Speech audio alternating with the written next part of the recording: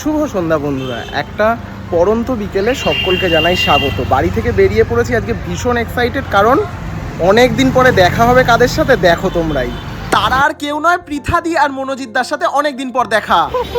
এইখানে যেতে আমাদেরকে নিয়ে যেত না।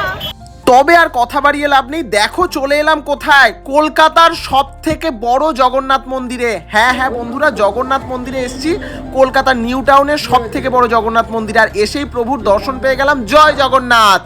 মন্দিরটা ভীষণই বড় এবং ভীষণ সুন্দরভাবে সাজানো। একটু বাড়ি থেকে দূর হলেও গিয়ে প্রভুর দর্শন পেয়ে সত্যিই মনটা ভরে গিয়েছিল, তাই খুব সুন্দরভাবে পুজো দিয়ে দিলাম। সবাই একসাথে বলো জয় জগন্নাথ। সন্ধেবেলায় তখন সবে ভজন পূজন শুরু হয়েছে, আর তারপরে আমরা শ্রীরামকে প্রণাম জানিয়ে এবং বজরংবলীর কাছে প্রণাম জানিয়ে আশীর্বাদ নিয়ে এবার মন্দিরের সেবায়েতের কাছ থেকে কিছু কথা শুনে নিই। আমাদের আবার সেই প্রসাদ, মিষ্টি প্রসাদ বিতরণ করা হয়। আবার দুপুর 12টায় পূজা হয়, পূজা আরতি হয়। দুপুর 12টায় পূজা আরতি হওয়ার পরে আমাদের ভোগ দেওয়া হয়, সমস্ত মন্দিরে ভোগ দেওয়া হয়, অন্নভোগ। সেই অন্নভোগ আমরা বিতরণ করি 1টার সময়। যত ভক্ত এখানে আসে 1টার সময় সেই ভোগ প্রসাদ বিতরণ করা হয়।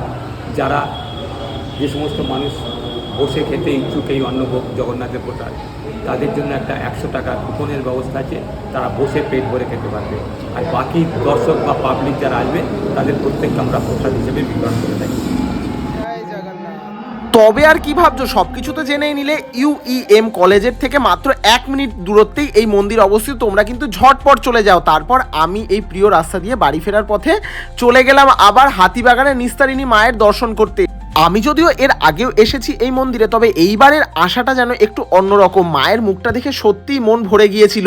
তারপর বেরিয়েই লক্ষ্মীনারায়ণ সাহেবের চপ খাবো না এটা হতে পারে, তাই সেখান থেকে পেট ভরে চপ খেয়ে নিলাম। আর পৃথাদির যেহেতু কালকে ভেজ ছিল, সেই কারণে পৃথাদি ওআরএসেই মনটা ভরিয়ে নিল। গরমের হাত থেকে বাঁচার উপায় এর থেকে ভালো আর কি হতে পারে।